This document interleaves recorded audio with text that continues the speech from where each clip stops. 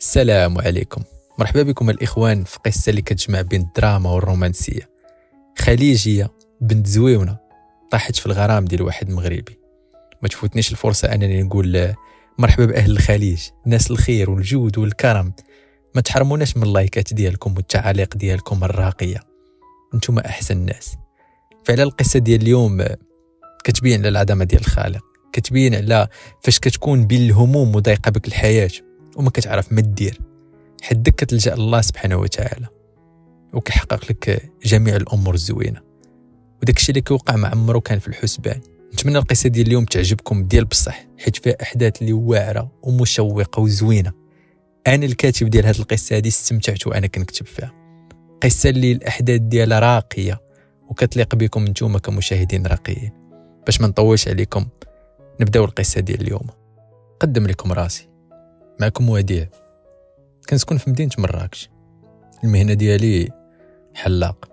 صراحة أنا درست إدارة الأعمال، ولكن مع الحالة المادية اللي كانت ضعيفة ما قدرتش نكمل الدراسة ديالي، وداك الشيء علاش وليت حلاق، حيت كان خصني ضروري نخدم باش نقدر نعيش. الحياة بالنسبة لي كانت عادية، حيت المستوى المادي ديالي ما كانش مخليني نحلم بحالي بحال كاع الناس. إذا كنتي انت كتحلم براسك تولي مهندس ولا تولي طبيب ولا شي حاجه بحال هكا، ما كانوش عندي هاد الاحلام. وهذا هو الفرق اللي كان بيني وبين الشباب، حيت كانوا ما كيحلموا باش يوليو شي حاجه في المجتمع، وانا فقط كان الحلم ديالي هو كيفاش نقدر نربح 50 درهم باش نقدر نعيش انا والوالده، ناكلوا ونشربوا ونخلصوا الكرا ديال البيت اللي كارينو. صافي هذا هو الحلم ديالي. وهذا الحلم كان كيكون صعيب بالنسبه لي، حيتاش الحياة كتكون صعيبة بعض المرات. نسيت ما قلتش لكم، معايا الوالدة في الدار، ساكنين أنا وياها بوحدنا. هي النور ديال عيني، وهي النور ديالي كامل، وهي النور ديالي في حياتي كاملة. بصراحة رغم الحياة اللي كنعيش صعيبة بزاف، ولكن دائما عندي أمل أنني واحد النهار غادي نولي لاباس عليا وغنولي من رجال الأعمال الكبار. ما عرفتش هذا الإحساس مني كيجيني، ولكن هذا هو الإحساس اللي كنحسه دائما. وعزيز فاش كنكون خارج في الصباح الوالدة كتقول لي الله يقضي غراتك ولدي. هذيك الساعة كنقول إن شاء الله غيكون غير الخير، ومع العسر يسرا. المهم فقت في الصباح مشيت للخدمة. الخدمة ديالي عندي واحد المحل على قد الحال، كندير فيه داكشي ديال الحلاقة وصافي. حليت المحل اللي كان على قد الحال، ما كانش فيه شي إصلاح اللي هو كبير، ودائما تقريبا الناس اللي كانوا كيجيو عندي باش يحسنوا كنت كنحس بهم باغيين غير يتعاونوا معايا اكثر ما باغيين يحسنوا. حيت الصراحه المحل عندي لا الماتريال اللي فيه لا داكشي ما عمرو كان كيليق بمحل اللي هو راقي. المهم حليت المحل في الصباح وحطيت الميمي الماكله. ميمي انا نعرفكم على ميمي. ميمي هي القطيطه اللي منساني في المحل، وهي اللي فعل الخير عليا، والخير اللي كندير معاها كنحس به هو السبب باش الله كيوقف معايا في جميع المحن. المهم كملت النهار ديالي بحال جميع الايام وانا غادي للدار. تلاقيت بالسيد اللي كاري لنا البيت، عطيتو الفلوس ديال الشهر وبقى كيدوي معايا كيسولني على الوالده كيف دايره. قلت لي كلشي مزيان الحمد لله، واخا انا الصراحه ما كنتش مزيان. هو كان طرح عليا واحد الفكره، كان قال لي باش نمشي نخدم في واحد الملهى ليلي ديسكوتيك ونبعد من هاد الخدمه. اولا حيت ما كتجيب ليا والو، وثانيا انا خصني نعيش ديك الخدمه تما بعدا نقدر نجيب الفلوس ونقدر نعيشها في الحياه عادي، ولكن ماشي شي حاجه اللي المهم حسن ما هادشي ديال الحلاقه. قلت لي الصراحه سي جواد راك عارفني انا ماشي ديال هادشي، وانا مرتاح في هاد الخدمه، وداك الشيء اللي كنجيبو قليل ولا كتير كنصوفي براسي انا والوالده، وانا متاكد ان ربي غيجيب الفرج. وكنت دائما كنقول الحمد لله، رغم ان كانت واصله لي حتى للعدم، ولكن ما عندي ما ندير. الله كتب لي بحال هكا، عندي لا خدمه مزيانه وكيبقى فيا الحال بعض المرات. كنبقى نقول الوقت غادي كيدوز، وشباب بحالي قاري وفاهم وواعي.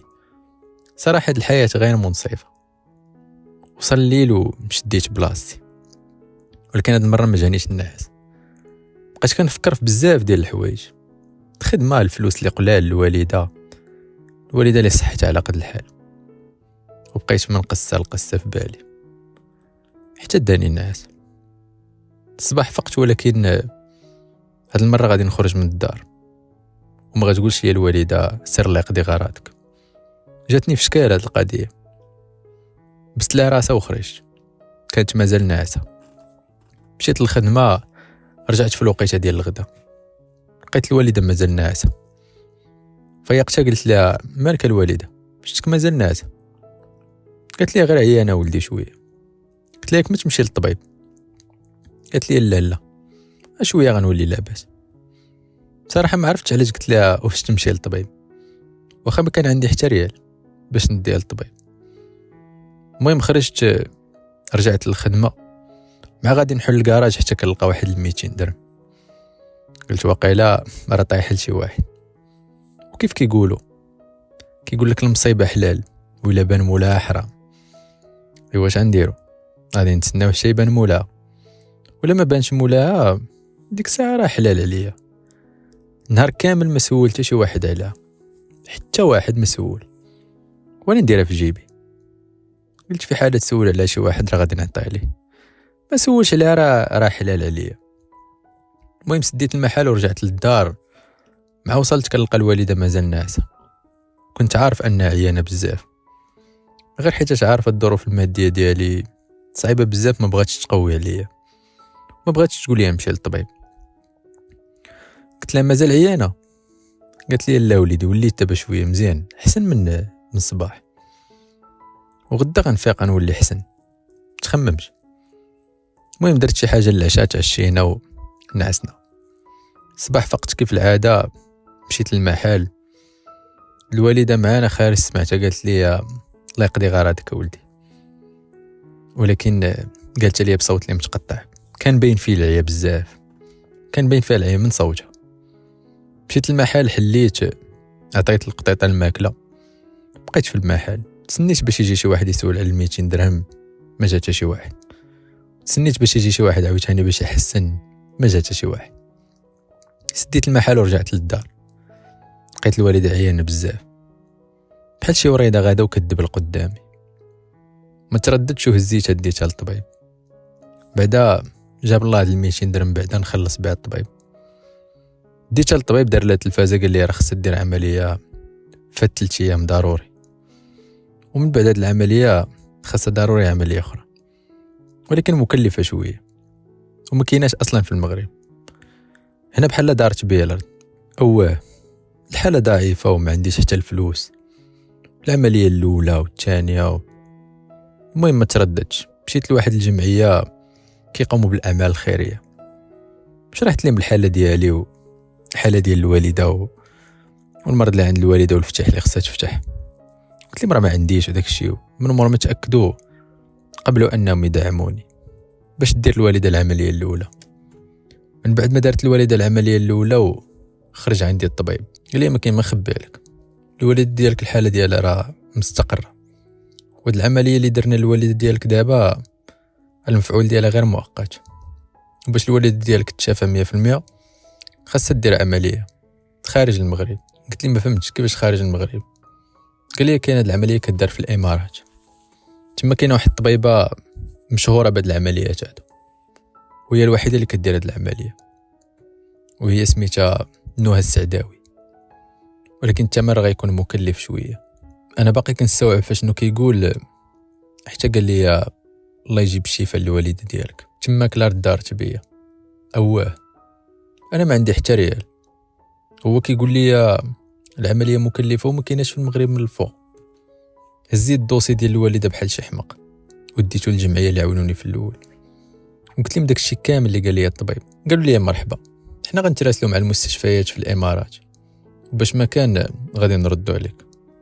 قلت الحمد لله ربي بعدا لاقاني بهاد الناس، اما الصراحه راه ما نقدر ندير والو بوحدي، حيت الحاله الماديه ديالي ضعيفه بزاف. المهم خرجت الوالده من الطبيب وديتها للدار، وحسيت بالدار عاد تنورات. عرفتي من مور 3 ايام بوحدي، الدار كانت مظلمه بزاف. من بعد 3 ايام على هادشي اللي وقع فقت في الصباح بحال جميع الايام، والوالده كتقول لي الجمله الشهيره ديالها: الله يقضي غرضك ولدي. ولكن هاد المره قالتها موكده، حتى اللي خلاني خارج من الدار وانا فرحان. المهم خرجت مشيت حليت المحل، جالس بحال ديما كنتسنى لي يجي شي زبون، حتى كنلقى مكالمه في الهاتف ديالي. الو، قال لي معك الجمعيه اللي مكلفه بالدوسي ديال الوالده ديالك. فرحت وقلت لهم امدرا لقيتو اللي غادي يدير العمليه للوالده. قال لي للاسف سمح لينا بزاف، العمليه كاينه ماشي ما كايناش، ولكن التكلفه ديالها بزاف ما نقدروش عليها، 600 مليون مغربيه، والجمعيه كان صعيب عليها انها تكلف بهذا المبلغ كامل. تما لاول مره كنحس بلا دارت بيا 600 مليون، شكون هذا اللي غيعاونني اصلا؟ تما بديت كنحضر، وتما بديت كنحقد، وبديت كنلوم في راسي، كنقول الحياه ماشي منصفه، وانا قريت ودرت وفعلت ولكن الزهر ما كاينش. شويه كنقول لا هادشي راه قدر الله وامتحان، وانا خاصني نكون قوي. المهم بقيت كنفكر وما عارف ما ندير. سديت المحل ومشيت لواحد البلاصه بوحدي، بقيت كنبكي بزاف، كنت تخيل كيفاش غتكون حياتي بلا الوالده. رجعت الحياه ديالي كامله ملي تزاديت حتى الوقيته اللي كنبكي فيها. تفكرت الوالده كيفاش كانت كتعاوننا، كيفاش كانت هزاني، شحال خدمات عليا، وانا دابا كنشوف فيها مسكينه كتضيع من يديا ولكن ما قادر ندير لها والو. ولكن الامل ديالي في الله دائما كان كبير. المهم رجعت للدار ما بينت الوالده والو، واني متكي في بلاصتي وكنخمم شنو غادي ندير، ونفسي ضايقه فيا وكنفكر شنو غادي ندير. تفكرت الكلام اللي كان قال لي جواد، السيد اللي كاري لي البيت، على الخدمه اللي كان قال لي في ديسكوتيك نقدر نخدمها. تما بعدا نقدر نتلاقى بشي كليان في داك الديسكوتيك عنده الفلوس، ولا شي واحد من الامارات، ونطلب منهم يعاونوني. واخا الصراحه انا ما باغيش هاد الخدمه كاع، ولكن ما عندي ما ندير، انا مضطر. بعدا تماك نقدر نلقى شي فرصه، اما انا بقيت في المحل والحلاقه راه ما عندي ما نلقى فرصه. المهم نطت وضيت وصليت صلاه الاستخاره. في الدعاء حسيت براسي ترفعت، لاول مره كنعيش هذا الاحساس. حسيت براسي كنتكلم مع الله سبحانه وتعالى. المهم قلت يا ربي يسر ليا هذيك الطريق اللي باغي نمشي فيها ديال ديك الخدمه في الديسكوتيك، لا كان فيها الخير يا ربي يسر فيها، ما كانش فيها الخير يا ربي تبعد مني. المهم هو ان تولي الوالده بخير وتيسر ليا في العلاج ديالها. ملي ساليت مشيت بست الوالده راسها ومشيت نعست. ما تخيلوش شنو حلمت. كنحلم بواحد السيده آية في الجمال، وجايه عندي ديريكت قالت لي هاك السوارد ديال الطوموبيل اللي عزيزه عليك راني قاديتها ودابا تقدر تركب عليها. ضربتني الفيقه لقيتها 10 ديال الصباح. ما عرفتش اول مره كنعس بحال هكا وما كنعقلش على راسي حتى كنفيق. المهم فقت وجدت الفطور، فطرت حطيت الوالده الفطور ديالها وخرجت نمشي للصالون. هذاك النهار كانت الشتا بزاف. وصلت المحل حليت وجلست كالعاده كنتسنى الزبناء، واخا راه الزبناء ما كيجيوش حتى ملي ما كتكون الشتا، بقى عامل لي تكون الشتا زعما. المهم كندير الخاطر لراسي وصافي. باغي نعيط لجواد ولكن باقي متردد، كنقول بلاتي شويه عاد نعيط ليه. شويه كيدخل واحد الوليد اللي هو صغير المحل، قلت هو واحد شويه غادي يبان بواه، جيبو يحسن زعما ولا شي حاجه بحال هكا، ولكن ما بان حتى شي واحد. المهم سولته قلت ليه سلام ولدي لاباس. من اللهجه ديالو باش رد عليه السلام باينه فيه ماشي مغربي، فيها شويه ديال اللغه العربيه راكم عارفين. قلت لي فين هو باباك؟ قال لي ما كاينش. المهم من بعد حوار عرفت باللي الولد راه مودر لوالديه. انا قلت مزيان ملي جا عندي، على الاقل بعدا انا غادي نعتني بيه وغادي نشدو احسن ما يطيح في شي ايادي اخرى. وغادي نتسنى جا والديه هي ديك، ما جاوش راه في العشيه غادي نديه للبوليس، قدروا والديه يكونوا كيقلبوا عليه تماك. المهم راه دابا راه في ايادي امينه. المهم كان فيه البرد بزاف، عطيته الجاكيطه ديالي وبحكم المحل كان خاوي وبان لي الوليد كان خايف، حاولت انني نلعب معاه. حطيته فوق الكرسي ديال الحلاقه اللي كنحسن فيه للناس، وبديت كندير راسي كنلعب معاه وكنقول ليه ندير لك التحسينه ديال الطبيب ولا التحسينه ديال المحامي ولا التحسينه ديال البوليسي. واحد الوقيته كتدخل عندي واحد المرأة للمحل، واحد البنت زوينه بزاف، فايت شايفها ولكن ما عقلتش فين. عنقات الدري صغيره وبدات كتبكي. قالت ليه فين مشيتي يا ولدي؟ ياك كنقول لك بقى حدايا. بقات معنقاه شي 5 دقائق بحال هكاك وهي كتستوعب وكترجع في النفس ديالها. المهم حاولت نسولها، قالت لي انا الام ديال هاد الوليد. ومن اللهجه عرفت ان الام ديالها، حيت كانت كتهضر بحالو تقريبا بنفس اللهجه وحتى الشبه. وملي سولت اصلا الابن قال لي هادي راه ماما. المهم حاولت تشرح لي شنو وقع وقالت لي انا فرحانه وحزينه. قلت لها بجوج دقه واحده ما يمكنش. قالت لي انا حزينه حيت كان ولدي مضر، ولكن انا فرحانه حيتاش كان معك. انا دخلت على غفله لقيت كتلعب معاه هو فرحان. ولدي شحال هادي ما شفتو انا فرحان بحال هكا. وعاد الجاكيطه اللي لبستيه كتبين على الكرم والجود ديالك. شكرا بزاف على الاهتمام ديالك بالوليد ديالي. درت يديها في الصاك وجبدات واحد الكارني ديال الشيك. قالت لي قول لي سميتك. قلت لها الاسم ديالي بنيه انها بغات غير تعرفني شكون، حتى كتعطيني شيك فيه 2 مليون مغربيه. بصراحه واخا انا في امس الحاجه ليها ولكن ما خديتهاش، حيت دائما عندي مبدا الفلوس اللي ما نضربش عليهم تماره ما ناخذهمش. وقلت لها انا هادشي راه درتو حيتاش بغيت الحسنات، ما بغيتش اصلا منك هاد الفلوس. المهم هو راك لقيتي ولدك. قلت لي المهم ضروري تعطيني الرقم ديال الهاتف ديالك. انا مرتبك حيت شفتها صراحه عجباتني، وبريتي باك لي فيا حفتي ستيلو ما بقيتش قادر نشدو مزيان. كتبت لها النمره ديال التليفون في ديك الورقه وعطيتها لها. ولكن انا مازال ما فهمت شنو واقع وعلاش هاد السيده كتعامل معايا بحال هكا. المهم هي مشات وانا كملت خدمتي، وكيف العاده في الليل رجعت للدار تعشيت ونعست. ومعنا يا غادي الناس وانا نتفكر باللي ديك السيده هي اللي كنت شفت في الحلمه ديال النهار اللي صليت صلاه الاستخاره، وهي اللي جات في صباح المحل، وهي اللي كان مضر لها ولدها. يا سلام على هاد الصدفه هادي. ما حاولت نستوعب شنو اللي كيوقع، ولكن ربما صدفه، خلوها صدفه. المهم نعست وفقت في الصباح كيف العاده كنمشي للمحل، ودائما الدوسي ديال الطبيب ديال الوالده في يديا، ونشوف الكتاب وتعاونني شي جمعيه بحال هكا. ولكن كيف العاده دائما الجواب ديالهم بالرفض. بعد 5 ايام واحد الصباح مشيت للمحل وانا راجع للدار باش نتغدى، حتى كنسمع الكلاكسون ديال واحد السياره كانت جايه من مورايا. بعدت من الطريق ودزت للجنب زعما باش نخوي لها الطريق. دزت ووقفات في جنبي وهبطات الزاج.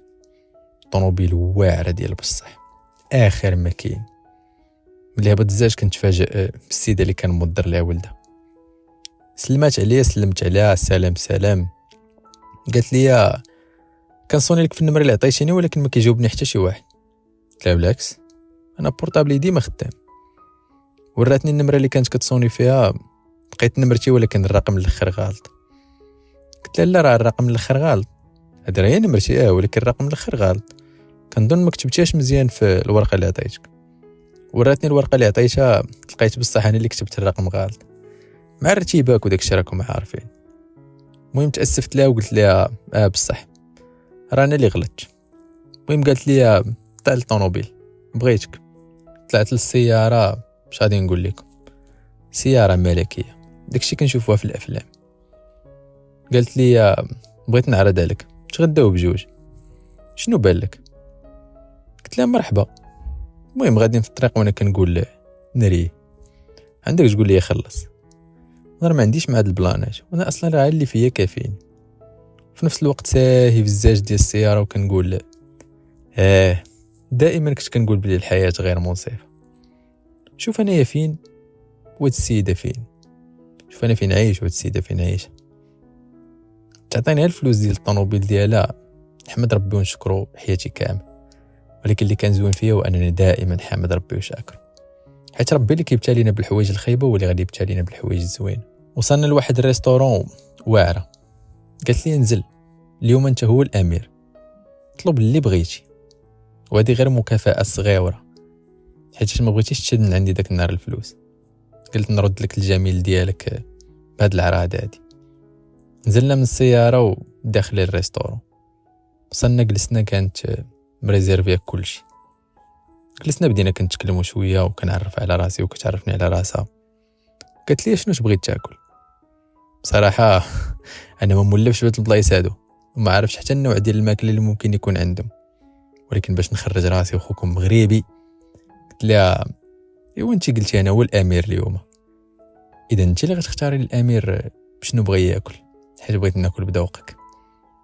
المهم هي تكلفات وبقات كتقول لي عرفني عليك.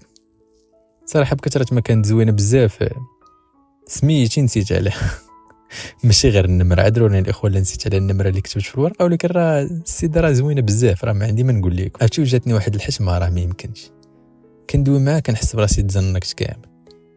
دازت العراضه واعره الصراحه، يوم ملكي قدرت تخرجني من الهم والغم وقساوه الحياه والمرض ديال الوالده. قدرت نتصولاجا بعدا واحد شويه.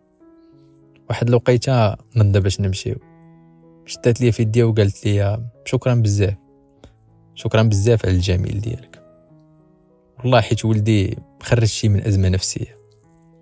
انا وبابا كنا طلقنا، ولدي عاش معاناه نفسيه قويه، وانا كنسكن في الامارات وجيت للمغرب فقط باش نقضي العطله انا وولدي. هكا غير يخرج من المعاناه ديال الصدمه ديال الطلاق اللي كانت بيني وبين باه. واخا هكاك ما قدرت ندير والو، وداك الشيء علاش ولدي هرب داك النهار. ولكن مجرد ما تلاقى بك ولقيته ولا واحد اخر. شكرا لك بزاف لانك قدرتي تخرج لي ولدي من المشكله النفسيه ديالو. والبارح قال لي ضروري يا ماما تشدي لعم الحلاق الكادو، وداك الشيء باش جبت لك هاد الهديه البسيطه. عطاتني الهديه من اللي حليتها كنلقى واحد الساعه واعره كامله من الذهب ماركه عالميه. بصراحه راه تصدمت وما فهمت والو. هذه غير هديه بسيطه، هذه راه حياتي كامله في داك المحل ديال الحلاقه انا وما قدرتش نجيب الثمن ديالها. بصدمه شديتها وقلت لها بزز باش خرجت ديك شكرا. قلت لها نقدروا نمشيو؟ قالت لي اسمح لي الا شديتك بزاف. قالت لي تسنى انا غادي نوصلك. مشينا طلعنا للطوموبيل وانا تحت من الصدمه ديال هادشي اللي كيوقع. غادي في الطريق وساهي بشاد الدوسي ديال الوالده، وهي مره كتشوف فيا وكتبتسم. قلت لي بغيت نسولك.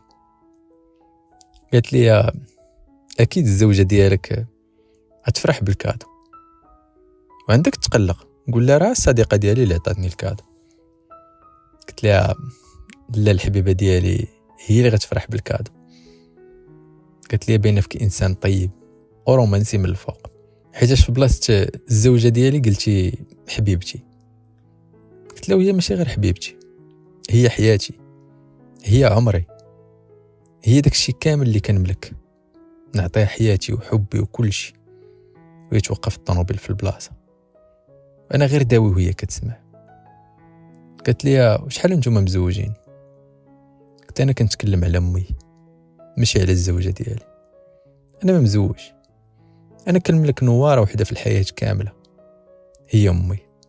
وهاد الانسانه اللي حملات بيا 9 شهور بلا مقابل، حباتني واعتنت بيا وعنقاتني وسهرات معايا وحملات بيا 9 شهور بلا ما تشوفني. تقاتلات على قبلي باش تصنع مني راجل، وعلمتني القيم والاخلاق والانسانيه اللي هما باش تعاملت مع ولدك، وهما باش بغاني ولدك، وهما باش تبدل ولدك. ربما ولدك بغاني ودخلت لي القلب حيت الام ديالي علمتني الحب الصادق. ما نافقتوش فاش بغيتو، فاش لعبت معاه وفاش ضحكت معاه حسيت براسي كنضحك معاه وكنلعب معاه بصح، حيت بجوج بينا كان الحب ديالنا صادق لبعضياتنا. هو كطفل وانا في الجينات ديالي الحب الصادق. عرفتي انا كنتكلم وهي مصدومه، ولكن راه الطريقه باش كنت كنتكلم راه الكلام كان كيخرج من الاعماق ديال القلب، حيت بصح كان احساس صادق، والكلام الصادق اللي كيخرج من القلب راه بالزربه كيوصل للقلب. قالت لي الله يخليها لك. كملت الطريق واخا هي كانت ساكته ولكن عينيها كانوا كيقولوا كل شيء. قلت لها اخبارك انا راه فايت شايفك. قالت لي امر طبيعي تكون فايت شايفني. كملت الطريقه ما اهتمتش بالكلام اللي قلت كاع، حتى جابت لي الشك واش فايتين تلاقينا ولا شفتها من قبل، زعما ماشي غير في الحلمه. وصلنا قلت لها بسلامه، قالت لي اسمح لي نسولك. قلت لها تفضلي. قالت لي هاد الدوسي اللي شاد ديال من؟ قلت لها ديال الحبيبه ديالي، ديال عمري، وانا كندوي وكنتحسس بداك الدوسي. قلت لي علاش شنو عندها؟ قلت لها خصها دير عمليه مسكينه، ولكن هاد العمليه مكلفه بزاف صعيب ديرها، واصلا ما كايناش في المغرب واخا تبغي ديرها. قالت لي عطيني الدوسي نشوف. شافت الدوسي وهي تبتسم. صراحه ما عرفتش علاش كانت كتبتسم. نورمالمون كان خصها تتاسف حيت ما عنديش الفلوس، نديرو كاع فرضا بغات تعاوني. 600 مليون راه ماشي سهله، هذا غير فلوس العمليه، وعاد خلي شحال باش تمشي للامارات وشحال عاود داخلها على الله وصافي. شويه تقول لي خبرك فاش تلاقيتك وشفت الحاله ديال ولدي كيف ولات، قلت خصني ندير معك شي حاجه. ليش بقات تفكرني بها ديما؟ فاش عطيتك الشيك وما قبلتيش، بينت لي انك ولد الناس. عطيتك ساعه غاليه من الذهب وفيها الالماس، ولكن ما قنعتنيش. دابا انا عاد غنرتاح مزيان. قلت لها ما فهمتش. قالت لي هاد العمليه فين قالوا لك كاينه؟ قلت لها في الامارات، عند شي دكتوره سميتها نهى السعداوي. قالت لي مرحبا بك، وهي تعطيني يدها. قالت لي مرحبا بك، معك الدكتوره نهى السعداوي الشخصيه. بديت كنضحك، قلت لها معك الدكتور وديع شخصيا. قالت لي معك بصح، وهي جبت البطاقه المهنيه ديالها. لقيت بصح الدكتوره نهى السعداوي. ناري اخوتي تصدمت. واو، ما يمكنش هادشي اللي كيطرى الاخوان. واش انا راه طلبت من الله شي حاجه اللي ممكن تكون قل من هادشي؟ الله كافئني وعطاني شي حوايج اللي هما كتار. جبدات البطاقه المهنيه لقيتها بصح هي نهى السعداوي، هي الطبيبه اللي كان قال لي عليها داك الطبيب، مشهوره بالنوع ديال العمليات اللي محتاجه الوالده. بقيت كنشوف فيها وساكت، وكنحاول نستوعب شنو كيوقع قدامي، وعيني ما بغاوش يحيدوا عليها. حتى هي كانت كتشوف فيها وساكته، وعينيها مغرغرين بالدموع. قلت لها الحياه منصفه، وابتسمات. قلت لي وشكون اللي قال لك الحياه ماشي منصفه؟ قلت لها غير مؤخرا قال لي هاد الراس القاصح اللي قدامك. ما حسيتش براسي حتى عنقتها واحد التعنيقه كبيره وعامره بالحب الصادق. قلت لها ما عرفتش شنو غادي نقول لك. الا قلت لك شكرا هي قليله في حقك، الا بغيت نجيب لك كادو يكون كيليق بالمستوى ديالك ما غاديش نقدر، حيت الحاله الماديه ديالي ما كتسمحش ليا. اودي والله ما بقيت عارف ما نقول. قالت لي الحاجه الوحيده اللي غادي تقول هي غتمشي عند الحبيبه ديالك كيف ما كتقول لها، وغتقول لها فرحي 2 مرات. قلت لها على 2 مرات؟ قالت لي حيت اولا لقات اللي غادي يعاونها ماديا باش دير العمليه، والفرحه الثانيه هي انا بيدي اللي غندير لها العمليه بلا ما نشوف فيها. بقى ما سالتش كلامه. حليت الباب ديال الطوموبيل ومشيت كنجري باش نوصل النواره اللي عندي في الدار.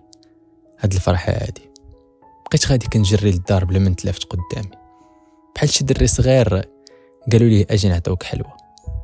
المهم وصلت للدار، حليت الباب، لقيت الوالده ناعسه مسكينه. فيقتها وقلت لها امي. قالت لي نعم وليدي، بداك الصوت الحنين ديالها. قلت لها صرفقيني، وهي تبدا كتضحك. قالت لي واش هادشي علاش مفيقني؟ عارفني عيانه ومفيقني باش تقول لي صرفقيني؟ عارفك ولدي كتضحك معايا. قلت لها لا صرفقيني يا امي، راه داوي معاك بصح. قلت لي واش انت احمق؟ انا ما صرفقتكش حتى فاش كنتي كدير علاج وكان خاصني ضروري نصرفقك. لا وليدي لا، واخا نبغي نصرفقك ما نصرفقكش، انت عزيز عليا بزاف وكنبغيك بزاف، حتى هو النواره ديال حياتي، ما يمكنش نصرفقك. واللي دلت صرفقك نقطع والديها من جدر. بديت كنضحك قلت لها لا امي والله تداوي معك بصح، الا لا والله تا غادا تصرفقيني. وهي تصرفقني. قلت لها دابا تاكدت باللي ما كنحلمش، وفرحي يا امي بنتي، وكيف ما قالوا لي نقول لك فرحي 2 مرات. قالت لي وعلاش؟ الله يسمعنا خير. قلت لها العمليه راه لقينا اللي غادي يتكلف بها. فرحات مسكينه، وبقات كدعي معايا من قلبها. وراكم عارفين الدعاوي ديال الأميمة المغربية كيفاش دايرين. وقلت لها راه باقا الفرحة الثانية، هي أن هاد السيدة اللي غادا تكلف لك بالعملية راه هي أصلا الطبيبة اللي غدير لك العملية، ولكن اجي دابا نعمر واحد البراد ديال اتاي ونعاود لك التفاصيل كيفاش تلاقيت بها باش تعرفي راه ربي كبيره الوالده. قالت لي يا وليدي راه كلشي بالله، وحنا دايرين املنا غير في الله، وملي خلقينا في هاد الدنيا وحنا دايرين املنا غير في الله. المهم عمرت لها كاس ديال اتاي وشرحت لها كلشي. ما تخيلوش شحال فرحات مسكينه. انا كندوي هي كتزيد تفرح، انا كندوي هي كتزيد تفرح. قلت لها دعاويك راه تقبلوا الوالده، هذيك الدعوه اللي كنتي كتقول لي ديما سير الله يقضي غرادك راه اليوم تقضى غرادي وغرادك. المهم تغدينا شويه وانا نتفكر راه نوها عاطينا النمره غلط. ناري مشى كلشي، مشات العمليه، مشات نوها، مشى كلشي. المهم الله يدير لي فيها الخير وصافي. تغديت مع الوالده ومشيت رجعت للمحل ديال الحلاقه، المحل ديال المتواضع. ما قلت لكم بعدا منين جا هذا المحل. هذا المحل ديال الحلاقه حيتاش الوالد كان حلا، وهذا هو الورث الوحيد اللي ورثت من عند الوالد. الوالد مسكين كان على قد الحال، كان في راس مالو غير هذا الحانوت، وحتى هو ورثته غير من عند جدي. وهاد المهنه هذه السبب اللي خلاني انني نديرها هو كيقول لك تبع حرفة بوك لا يغلبوك. ملي دارت بيا الحيوط وما لقيتش باش نكمل القرايه، قلت الحلاقه هي الحل الوحيد اللي ممكن انني ندير. المهم وانا راجع للمحل ديال الحلاقه باش نخدم شويه، مع وصلت حدا المحل لقيت نوها كتسناني. قلت والحمد لله دابا بعدا نقدر نعطي النمره ديالي صحيحه. مع وصلنا قلت لها السلام. قالت لي انت منين خرجتي ليا منين؟ ما فهمت والو الصراحه. قلت هي غتقول لي راه شاركنا في كاميرا خفيه راه ما كاين والو من داكشي. قالت لي وغادي وبلا ما تصح ليا النمره، واش انت كتفكر ولا ما كتفكرش؟ قلت لها راه الفرحه وما دير، راه ملي قلتي لي الوالده صافي راه غدير العمليه فرحت وما بقيتش كنشوف من مورايا. عطيتها نمرتي وقالت لي سير قاد الباسبورات ديالك وديال ماماك، وانا غادي نتكلف بداك الشيء الاخر كامل ان شاء الله.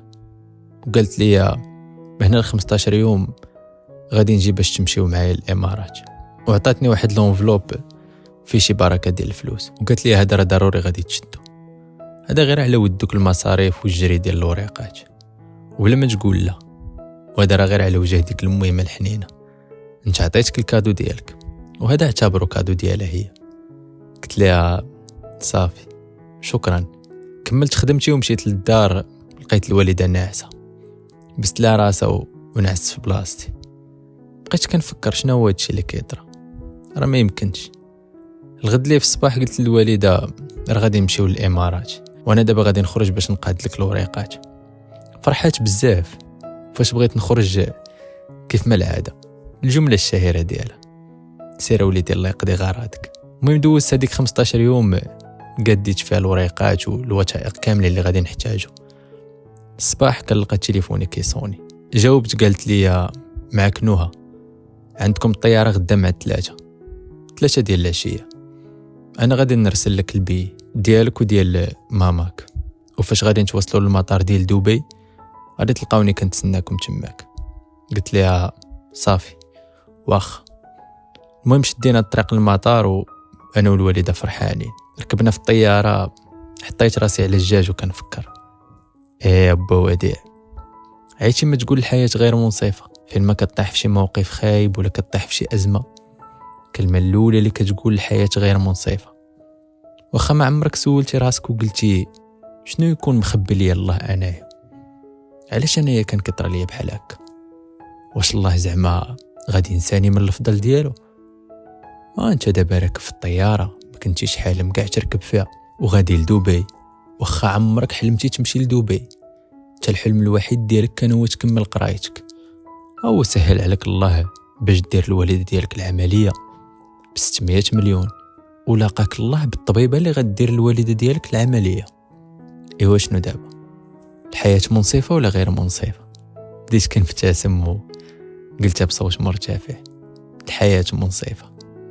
الوالده ضربات الفيقه، شافت فيا وانا نبوس لها راسها. قلت لي مالك وليدي؟ قلت لها والو، راه خرجات بوحدها وصافي. ما بقيتش كنفكر حتى داني الناس.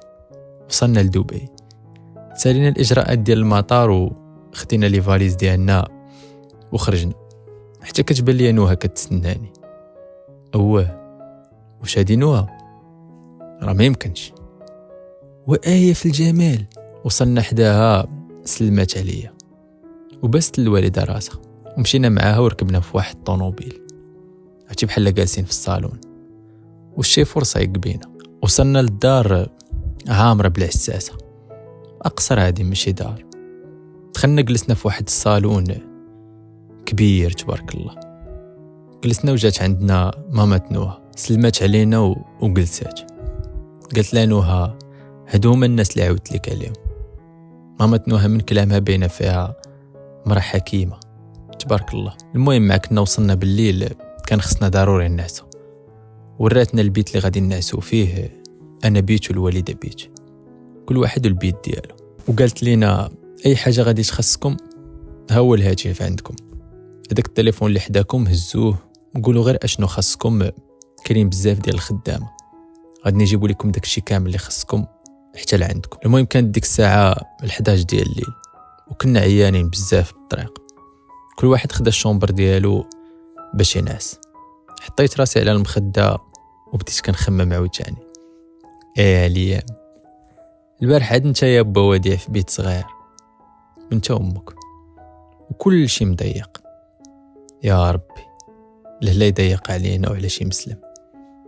المهم داني النعاس حيت كنت عيان بزاف. صباح كنسمع الدقان في الباب، نط حليت الباب حتى كنلقى ولد نوها، الدري اللي كنت كنلعب معاه. شحال هادي في الحلاقه راكم عرفتوا. هاد الوليد هو اللي كان السبب باش انا هنا وامي غادا تجي الدواء. قال لي اهلا عمو، اهلا عمو الحلاق. ما حسيت براسي حتى عنقته. ما عرفتش شنو اللي كيجذبني لهاد الوليد هذا، ربما داك الحب الصادق اللي كنت بادلو انا وياه، ولا عندنا واحد الميكانيزمات في الحياه مشتركه بيناتنا. المهم قلت ليه بلاتي نلبس ونجي لعندك، ديك الساعه نهضروا ونلعبوا نديروا بزاف ديال الحوايج. رحت انا وموحشك، مشيت لبست حوايجي ومشيت عنده، بقيت كنضحك معاه وكنلعب معاه شويه حتى دخلت نوها. بعد دخلت نوها لقاتني كنلعب مع الكره، هو كان كيضحك وفرحان بزاف.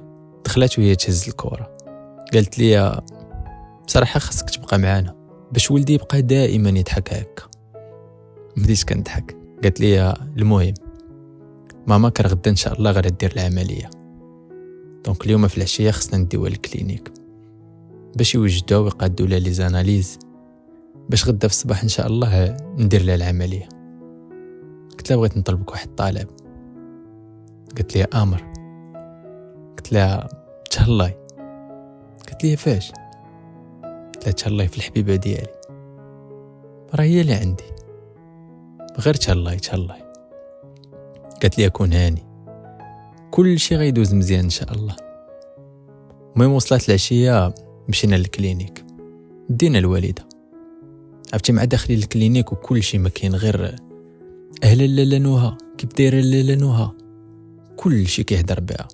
عرفتي عندها واحد القيمه كبيره في الكلينيك. خداو الوالده وجات عندي نوها، قالت لي صافي دابا كون هاني، غير تهنى، يلا حنا نرجعوا للدار، راه الوالده ديالك في ايادي امنه دابا. مشينا رجعنا للدار. ديك العشيه كامله بقيت غير كنفكر في الوالده، كنفكر في العمليه واش غتنجح ولا ما غتنجحش.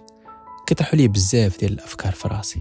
المهم باش نسي هادشي كامل، ديك العشيه كامله وانا كنصلي وكنطلب الله. واحد الوقيته مشيت وقفت في البالكون، واقف وكنشوف في السماء، شويه كنحس بحال شي حد من مورايا، حتى كنسمع الصوت ديال نوها. قالت لي عزيز عليك ياك؟ وانا كنشوف في السماء قلت لها بزاف، ونتمنى تدوز الامور بخير. قالت لي غريب. قلت لها شنو هو اللي غريب؟ قالت لي في حياتي كامله، هاد العمر كامل ملي تزاديت حتى لدابا مازال ما شفتش شي واحد اللي صادق في الحب ديالو. عرفتي عندك واحد الحب صادق بزاف. قلت لها راه امي هذيك. قالت لي واخا هكاك، انت بحالك راه ما بقاوش. والدموع بداو نزلوا من عينيها. قالت لي تصبح على خير. قلت لها وانتي من أهل الخير. هي مشات وانا رجعت نكمل الصلاة ديالي. واحد الوقيته سجدت وبقيت كنطلب في الله وكندعي، كنقول ليه يا ربي انا راه في اقرب مكان ليك، وكيف ما سخرتي لي هاد البنت وسخرتي لي هاد العائله باش يديروا العمليه للوالده، بغيتك تسخر لي النجاح ديال العمليه، راه هي اللي عندي، يا ربي تطول في عمرها. وانا كندعي وكنقول بحال هاد الكلام حتى داني الناس. ضربتني الفيقه حتى كنسمع الدقان ديال الباب.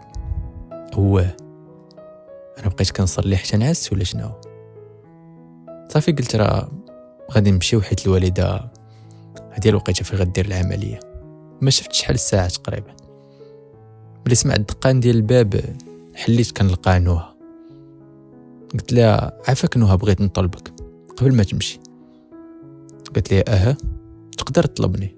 قلت لها واش نقدر نمشي معك للكلينيك؟ قالت لي تقدر تمشي، علاش؟ قلت لها وندخل معك عند الوالده؟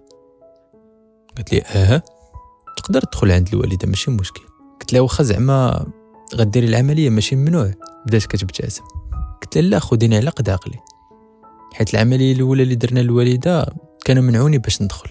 بدات كتضحك وقالت لي ايوا سيدي العمليه راه نجحات وجيت غير باش نقولها لك. قلت لها عرفتي ديما كتصدمني هاد نوع، كنكون انا معول على حاجه وهي كدير حاجه. قلت لها قلتي لي العمليه راه في الصباح غادي تكون.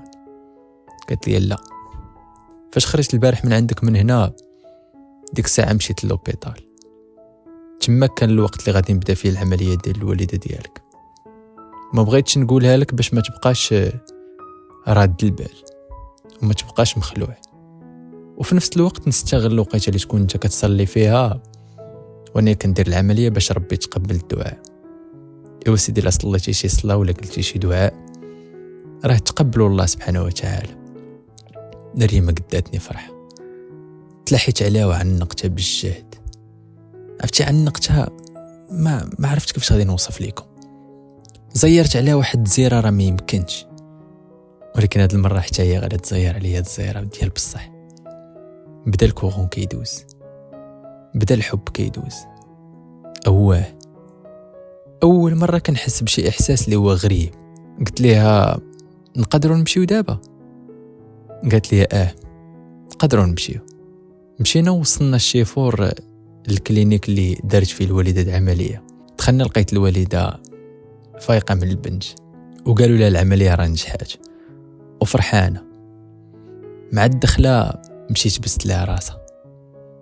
قالت لي الله يرضي عليك ولدي، كون ما كنتيش انت كون راني ميته دابا، شكرا لك بزاف.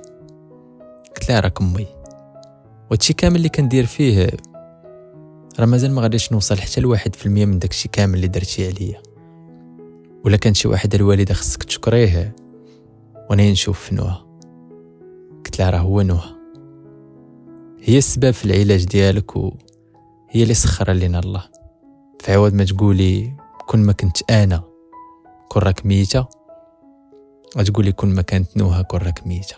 وهي تقول لها الله يرضي عليك بنتي. قلت لها امين الوالده. فعلا هاد السيده اللي قدامك بنت الناس، وانا غادي نقولها لك هاد المره قدام الوالده نوها.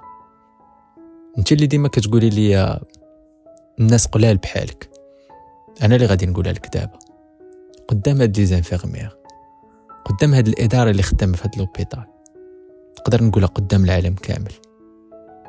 الناس بحال كانوها ما بقاوش، ما كاينينش، من عادمين.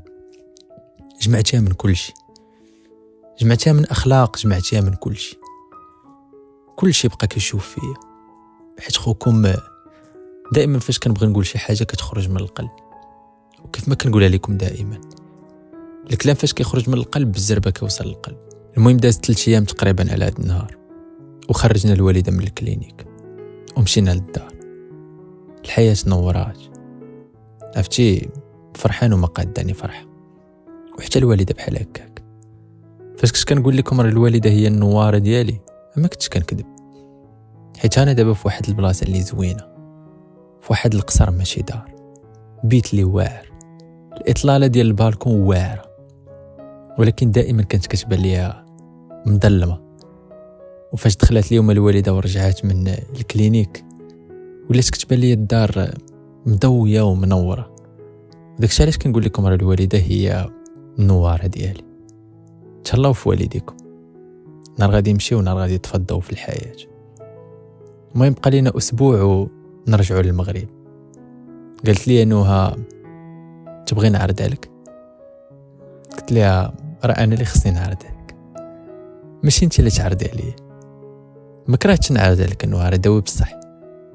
قالت لي ايوا سيدي حتى نجي للمغرب وغنجي عندك للمغرب وعرض عليا.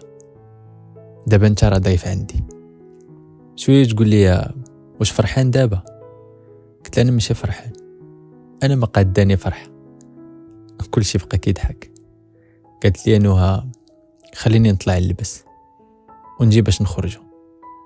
قلت لها صافي واخا انا غادي نتسناك هنايا. شويه كتبان لي واحد الملاكه هابطه ماشي بنت، عرفتي هابطه بحال شي ملاك انيقه وزوينه بزاف. ما عمرني شفت شي بنت بحالها الصراحه. طلعنا للطوموبيل ونايا غادي في الطريق، كنتبادلوا غير النظرات. داكشي ما نعاودش ليكم. ما عرفتش علاش فاش كنكون معاها كنحس بالحياه في شكال وزوينه. ما عمرني ارتحيت لشي حد من غير الوالده والوالد، حتى ارتحيت للنوها. المهم وصلنا للقهوه اللي كانت يا سلام، قهوه اوتغام تقريبا. كانت في واحد الفندق اللي ديال 5 نجوم. ما دخلنا وجلسنا. واش هادشي بصح ولا انا كنحلم؟ انت في بلاصه زوينه، في دوله زوينه، معك بنت زوينه، راه ما يمكنش الله سبحانه وتعالى يكون عطاك هادشي كامل دقه واحده. وانايا في البلاصه جاني واحد الجواب: اذا احبك الله احبب الناس فيك. فاش كيبغيك الله كيبغيوك الناس. وهادشي اللي خلى هاد السيده هادي تبغيني، حيتاش الله سبحانه وتعالى كيبغيني. مع جلسنا وهي تقول لي اشنو تبغي تشرب؟ انا اللي عارض عليك اليوم. قلت لها واخا عطيني الموني. عطاتني الموني واختاريت شنو تشرب وحتى هي اختارت. قالت لي واش عارف علاش جبتك هنايا؟ قلت لها لا بصراحه ما عرفتش. قلت لي انا عارض عليك. قالت لي جبتك هنا باش نتعرف عليك مزيان، ونيت دابا غادي تكون مرتاح، حيت ماما كنجحت لها العمليه ماشي بحال قبل. كنتي كتهضر معايا وانت جاي مستريسي. قلت لها عندك الحق، دابا اول مره بعدا كنهضر معاك وانا مرتاح، ودابا لالا غادي نقدر نجاوبك على اللي بغيتي. حاولت نحكي لها جميع التفاصيل ديالي، حاولت نعاود لها جميع التفاصيل ديالي على كيفاش كبرت وفين زاديت، كيفاش كانت الحاله المعيشيه ديالنا والحياه ديالنا والونتوراج اللي كبرت فيه. انا كنعاود لها وهي غير ساهيه فيا، حاطه يدي على خدها وكتصنت ليا. قالت لي بغيت نسولك واش انت قاري؟ زعما شنو هو المستوى ديالك في الدراسه؟ قلت لها انا عندي اجازه في اداره الاعمال. قالت لي وعلاش ما كملتيش؟ غتكون جاتك صعيبه حيت اداره الاعمال راه صعيبه. قلت لها لا بالعكس ما كاينش هادشي كاع. انا بعدا باش تعرف واحد القضيه، كنت من الاولين في القسم، كنت كنجي انا الاول في القسم. في المؤسسه دائما في الاخر ديال العام كانوا كيحتفلوا بيا وعطوني الجائزه، حيت كنت كنجيب نقاط اللي هما كبيره. قلت لي ام هادشي كامل علاش ما كملتيش؟ ومشيت للحلاقه. قلت لها الحلاقه مشيت ليها حيت كيف ما قلت لك في الاول ما كانش عندي امكانيات باش نكمل الدراسه ديالي، وكانت عندي امي خص لي يصرف عليها من نهارها حيت كانت عيانه مسكينه ومابقاش تقدر تخدم.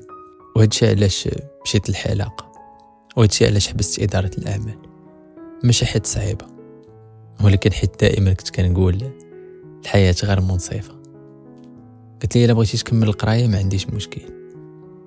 قالت لي بخصوص هاد القضيه ديال اداره الاعمال راه عندي لك واحد المفاجاه. صراحه انا كنت متوقع شنو هي المفاجاه ديالها.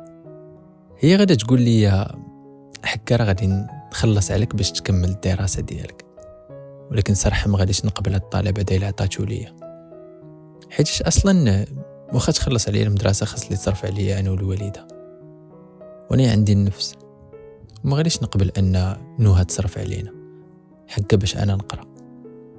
المهم كنت موجد الجواب ديال ليلى، عطاتني هاد لوفر هذا، حكات لي على المعاناه كاملين والجحيم اللي كانت عاشته مع راجلها كان واحد الانسان اللي اناني بزاف، وداك الشيء اللي كان خلى الوليد الصغير ديال نوها يتعقد ويولي حدودي، حيت ما لقاش داك الحنان في باه، ما لقاش دوك القيم يعطيهم ليه.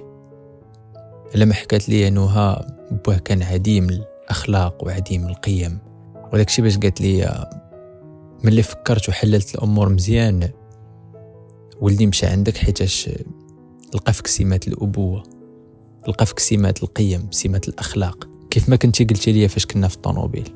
دازت عشيه زوينه بزاف وارتحيت فيها لدرجه فاش كنت مع نوها في القهوه ما كرهتش الوقت يحبس ديك الساعه، يحبس كامل، نبقى غير انا وياها، نبقى غير نشوف فيها بلا ما تدوي.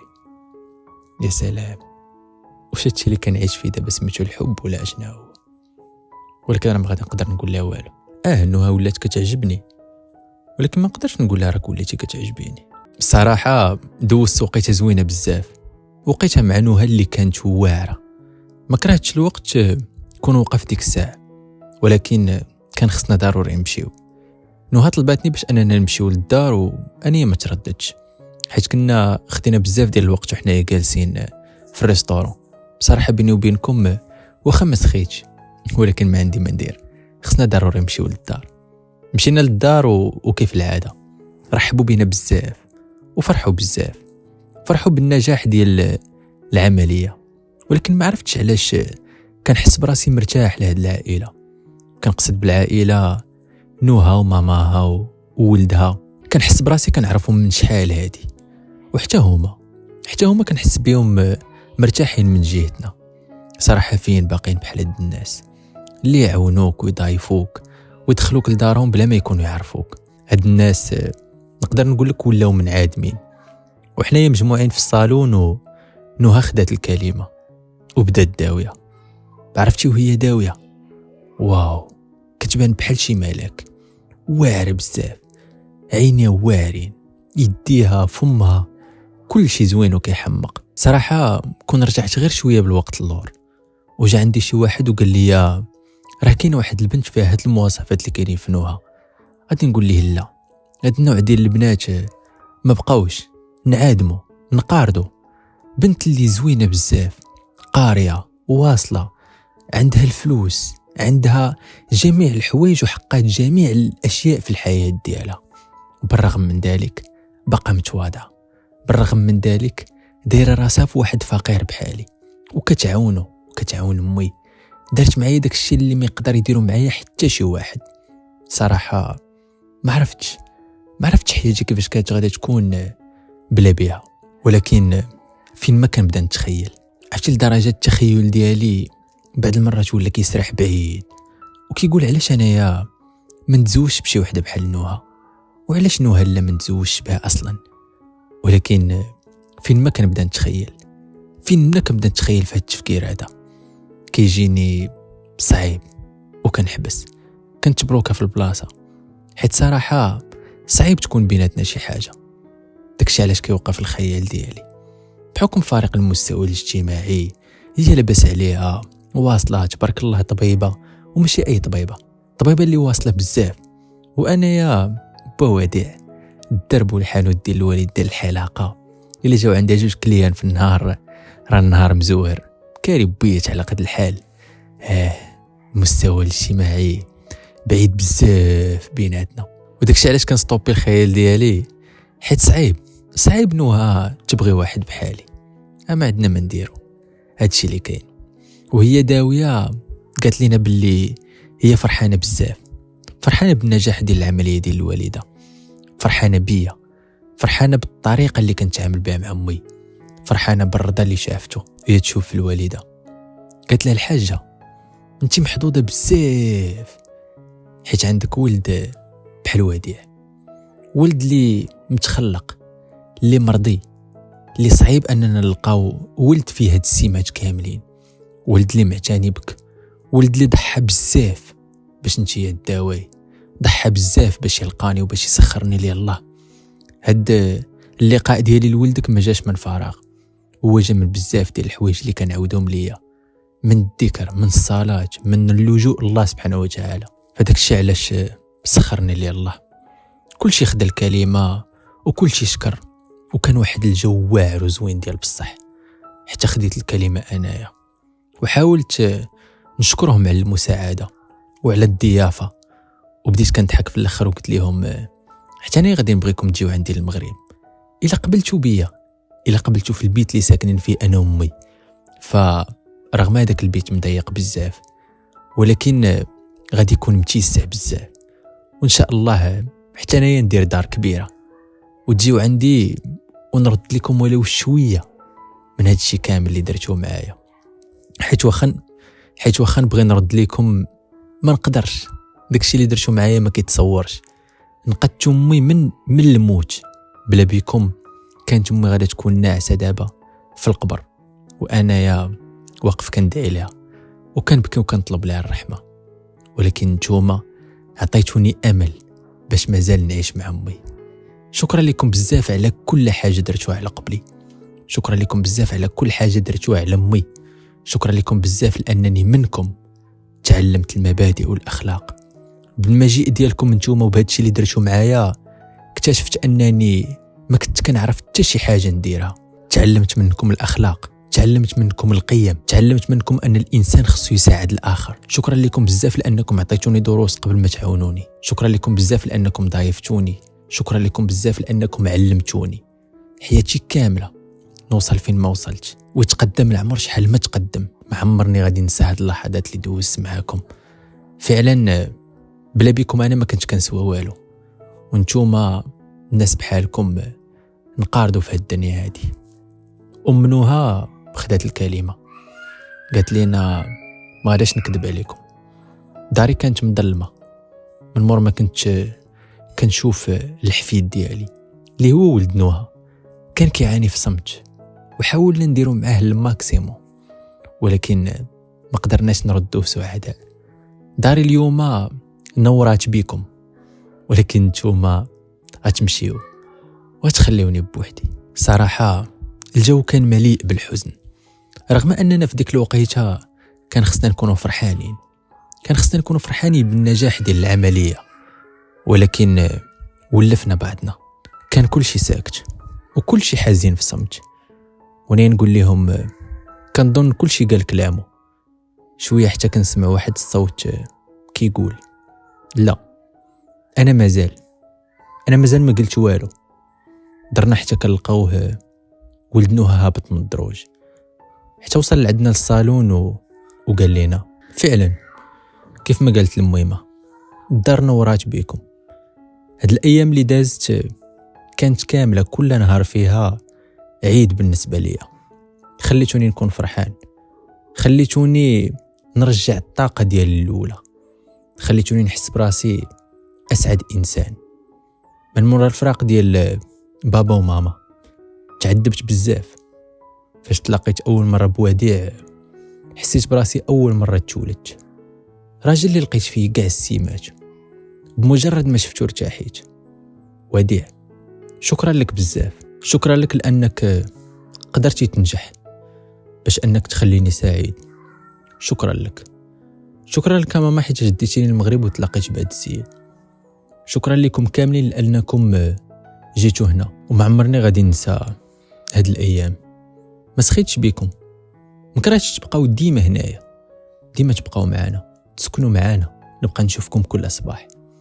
انا في بيتي ولكن ملي كتكونوا نتوما هنا كنحس براسي الدار منوره واخا كنكون بوحدي. الحاجه الوحيده اللي غادي نقول لكم ما سخيتش بكم، ما كرهتكمش تبقاو معانا. هادشي اللي كاين. عرفتي خلانا كاملين مصدومين من الهضره اللي قال.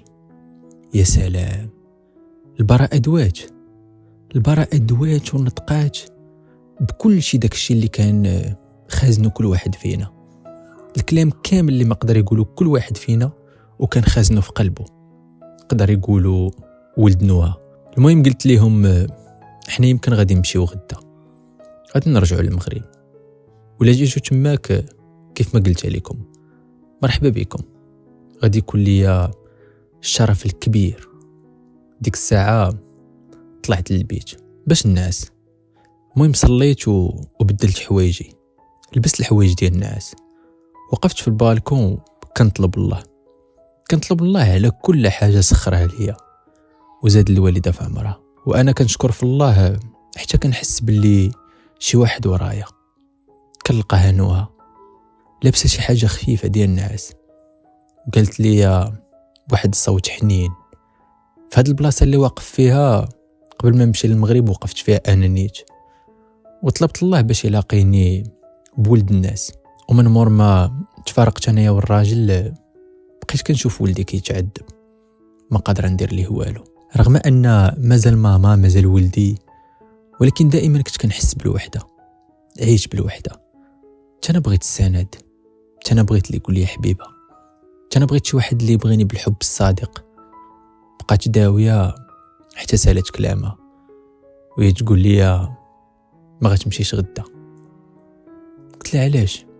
قالت لي حتى لبعد غدا، حيت محتاجاك في المستشفى باش تسني على شي اوراق ديال الوالده ديالك.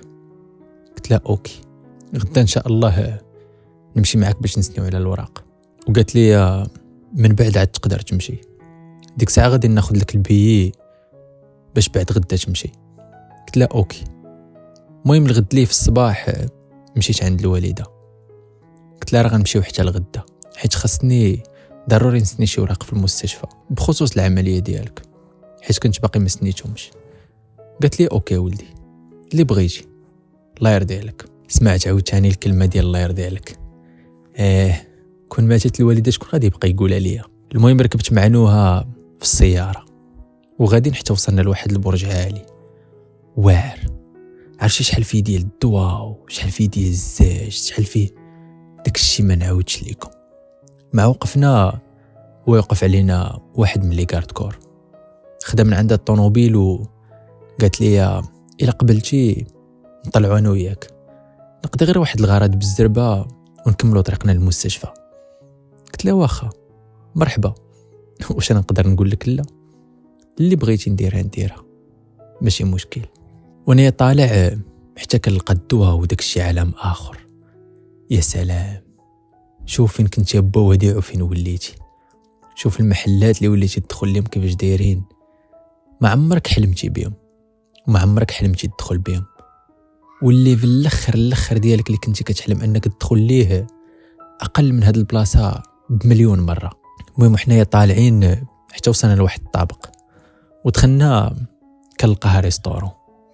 قالت لي جلس، مرحبا بك في وحده من احسن لي ريستورون اللي كاينين في الامارات، وجبتك لهنا خصيصا حيت هاد البلاصه هي اللي غادي تصلح اللقاء اللي غادي يكون بيني وبينك. وحنايا جالسين قالت لي بغيت نقول لك شي حاجه. قلت لها قولي. الله يسمعنا اخبار الخير، ياك ماشي حاجه خايبه بعدا. قالت لي لا، شي حاجه اللي زوينه وواعره، واليوم هو احسن نهار في حياتي حيت غدا نقاوم الخوف ديالي وغدا نقول لك هادشي. انا تصدمت، ما عرفتش الصراحه شنو باغا تقول. قالت لي انت. لا انا مالي انا. قالت لي انت احسن شخص تعرفت عليه في حياتي. وحتى جبدت لي واحد الكادو، حليته كنلقاه براسلي ديال الذهب وفيه واحد الحجيرات من الدياموند، فيه السميه ديالها نوها. قالت لي عرفتي هذا علاش؟ قلت لها لا. قالت لي هذا هو باش غادي تبقى تفكرني وغادي تبقى تفكر هاد الايام. قلت لها واش انا بعدا نقدر ننساك؟ زعما جايبه لي براسلي باش نتفكرك؟ انا راه بلا براسلي انا راه نقدر ننسى هاد البراسلي، ولكن ما عمرني غادي ننساك انت. شكرا لك على كل شيء، واش كاين شي واحد غادي ينسى شي وحده اللي عتقات امه من الموت؟ كاين شي واحد غادي ينسى شي وحده؟ ما قدرتش نقولها راك عجبتيني. ديما كنوصل حتى لهاد اللقطه هادي وكنت بلوكا. المهم بقيت غير كنشكر فيها. قالت لي اليوم هو احسن نهار في حياتي. بقيت كنشوف فيها ساهي في الجمال ديالها لدرجه الوقت وقف، ما بقيت كنسمع حتى شي حاجه، كنشوف غير شنايفه كيتحركوا كتقول شي حاجه، ولكن شنو كتقول الله اعلم. المهم خوكم مرفوع، بحال بغيتو تقولوا دخلت في ديك العطا ديال التنويم المغناطيسي. رانا كنشوف ولكن ما كنسمع والو. ما كرهتش اصلا نبقى في هاد الحاله هادي، عجبتني صراحه. حتى فقت على صوتها كتقول لي وانت هو وانت. عرفتي قفزت، قلت لها انا مالي انا. ابتسمت وقالت لي وانت ما بغيتي تقول لي والو؟ قلت لها بغيت نقول لك. وبقيت ساكت. قالت لي ودوي تكلم، قول شنو بغيتي تقول. قلت لها انا كنحس براسي عاد تولدت من جديد، داك الشيء كامل اللي كنت كنطلب عليه الله وصلت ليه، وصلت لكتر منه. الا رجعتي معايا غير الاشهر قليله وقلت لي واش تقدر توصل لهاد الشيء، غنقول لك لا، من سابع المستحيلات. ولا جا شي واحد عاود لي ان طرات لي شي قصه في حياته بحال هكا، غادي نقول غير كيكذب وغير زوقها. كنت كنطلب الله في كل مره، ولكن ما عمرني تخيلت راسي غيجيني هاد الشيء كامل. واو، اول مره كنحس براسي هكا، اول مره كنحس براسي خفيف، اول مره كنحس بقلبي راه كاين، راه موجود. كنسمع الدقات ديالو، وفي كل دقه كنسمع فيها كلمه زوينه بيان سور. هاد القلب ما عمرو خدم الانسانه وحده قبل منك. هاد الانسانه هي امي، وتاني من صغري وكنت كنقول هاد القلب ما عمرو غادي يخدم لشي وحده من غير امي الا لا كانت تستاهل. ولكن ما درتي فيها ما يصلح. قلت لي انا؟ قلت لها انتي ما درتي فيها ما يصلح. قلت لي وعلاش؟ قلت لها حيتاش خدمتي القلب ديالي بلا اذن. فعلا انها بغيتك ديال بصح. ما عمرني تلاقيت بشي بنت بحالك، كنحاول ما امكن باش ما تحركني حتى شي بنت، باش هكا ما نتلاهاش على امي ونمشي في اكذوبه الحب والغرام. الا سولني قبل شي واحد على الحب كنت غنقول ليه حب واحد اللي كاين، هو الحب ديال الوالدين، ومن غير كذوب. ولكن اليوم وصلت للقناعه، وصلت للحقيقه بان فعلا كاين الحب. ولكن انها باش نكون معك صريح، داكشي اللي في بالي ما عمرو غادي يصدق. فاستهليت الهضره، شدات لي في يدي، قالت لي وعلاش ما عمرو غادي يصدق. ابتسمت وانا كنشوف في السقف، حتى هبطت لها عيني بشويه وزيرت لها على يديها. قلت لها نوها، ما كذبوش على بعضياتنا، فرق كبير بيناتنا، فرق اجتماعي كبير.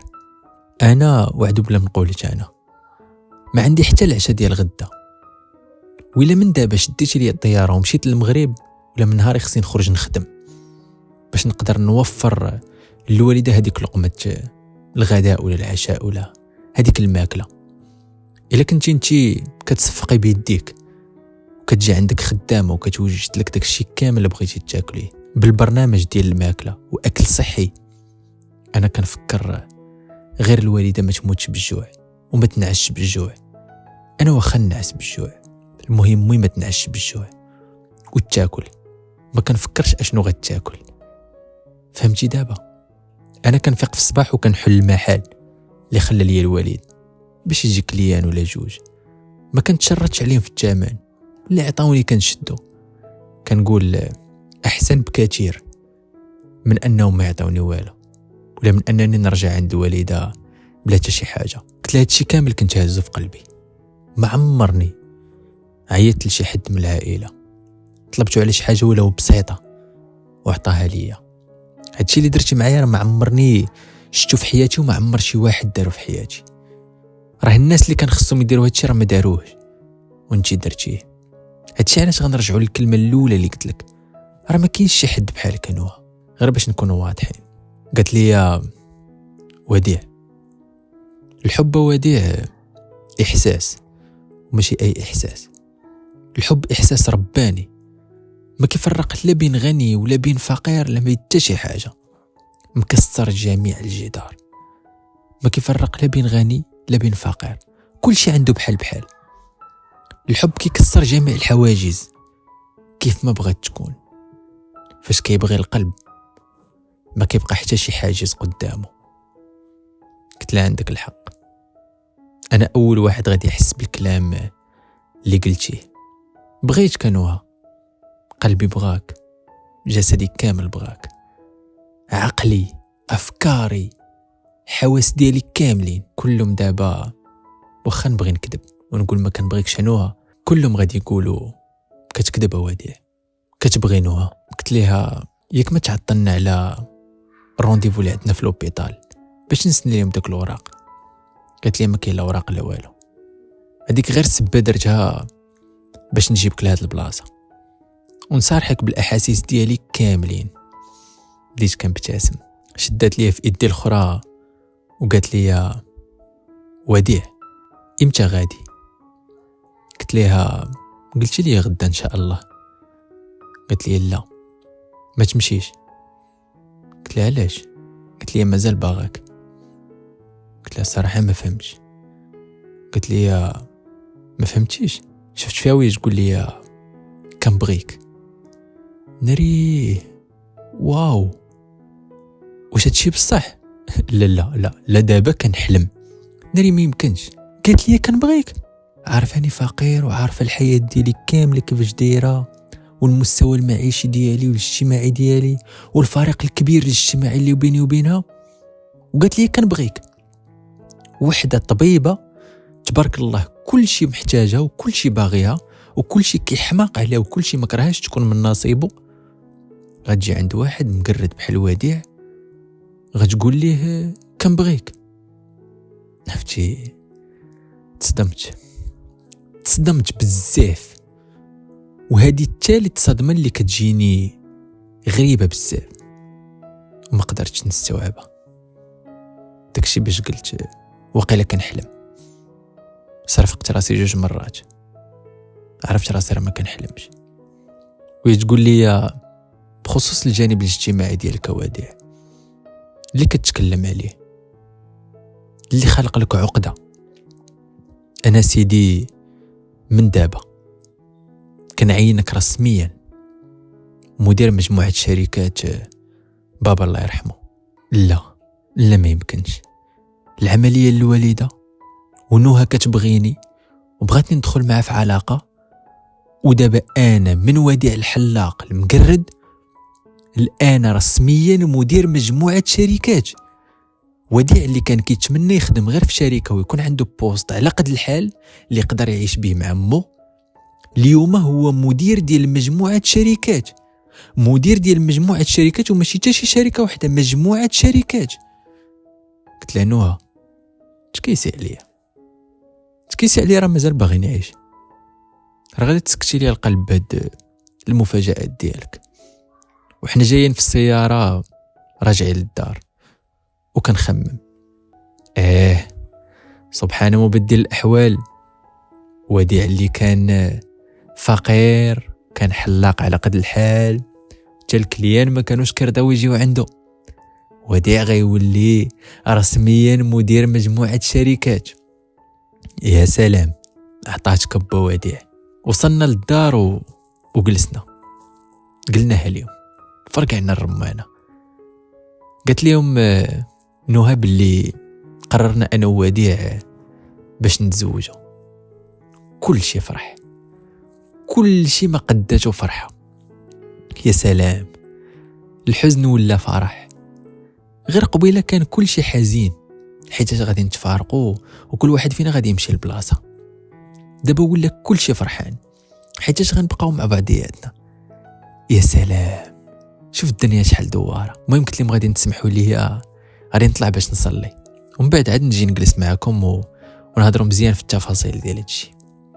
وانا طلعت للشومبر، يلا كي بديت كنصلي مع سالي تصلى ويدخل عندي نوها، قالت لي يا مرتاح، مبروك عليك، مبروك عليك الزواج. قلت لها حتى انتي مبروك عليك، خديتي وعرفتي شنو خديتي. قالت لي واش ثقه في النفس زايده هادي؟ قلت لها انتي اللي عطيتي عليا، تحملي مسؤوليتك. ملي وليتي كتقول لي انت هو مدير مجموعه الشركات، ما بقى عندي ما نقول. دونك انت لاله غادي تحترمي المدير ديال مجموعه الشركات. قالت لي واش بعدا قاد بهاد المسؤوليه هادي؟ قلت لها كاع داكشي اللي قريته وكاع التجارب اللي كنعرف غادي نحطهم كاملين، وبيان سير غادي تعطيني شويه من الخبره ديالك. قالت لي مرحبا. قلت لها في اخبارك انت طبيبه فاشله؟ قالت لي علاش؟ رغم النجاح ديال العمليات كاملين اللي درتي، ولكن ما قدرتيش. قالت لي شنو اللي ما قدرتش؟ قلت لها ما قدرتيش تداوي قلبي. قالت لي خلعتيني. قلت لها هادشي اللي كاين. المهم تزوجنا ودرنا واحد الحفله، داكشي كان واعر وزوين ديال بصح. ولدنوها ولا كيقول لي بابا، وانا فرحان. من وراء عام ديال الزواج رزقنا الله واحد البنيه ما شاء الله اللي سميناها فردوس، حيت الصراحه هي الفردوس ديالي. ما تصوروش ان من مور عام المجموعه ديال الشركات حاولت تحتل المرتبه الاولى في الامارات. كانت هذه النهايه ديال القصه ديال اليوم. شكرا لكم بزاف متتبعين الاوفياء. اقسم بالله ما سخيت نسى لي هذه القصه هذه، قصه اللي حطيت فيها اللب ديال الخيال الواعر ديالي. ماشي غير نتوما اللي استمتعتوا، حتى انا استمتعت وانا كنكتب، استمتعت وانا كنحكي هذه القصه هذه. ما كنتش غير كنحكي عليكم هذه القصه، كنت حتى انا كنستمتع. شكرا لكم بزاف واحد بواحد، حيت بقيتوا حتى لهاد الوقيته هذه وكتسمعوا القصه ديالي. شكرا لكم كاملين. الى دعمتوني فغادي نتخلقوا فيا الحماس باش انني ندير قصص اخرين. عندي مجموعه ديال الافكار اللي واعره، خصني غير الدعم باش نطبقها على ارض الواقع. شكرا لكم بزاف على التفاعل ديالكم. شكرا لكم بزاف لانكم خديتوا من وقتكم وتبعتوا القصه ديالي. كنحماق عليكم، نتوما احسن عائله عندي في القناه. الا بغيتوا المزيد من القصص كتبوا لي في لي كومونتير، وانا غادي نبقى نحط لكم كل مره قصه. وعندي مجموعه ديال القصص اللي واعرين هما في انتظاركم. ما تنسوش دائما ديروا جيم واشتركوا في القناه وفعلوا الجرس باش يوصلكم كاع لي فيديو على شكل نوتيفيكاسيون. نتلاقاو في قصه اخرى. الى اللقاء.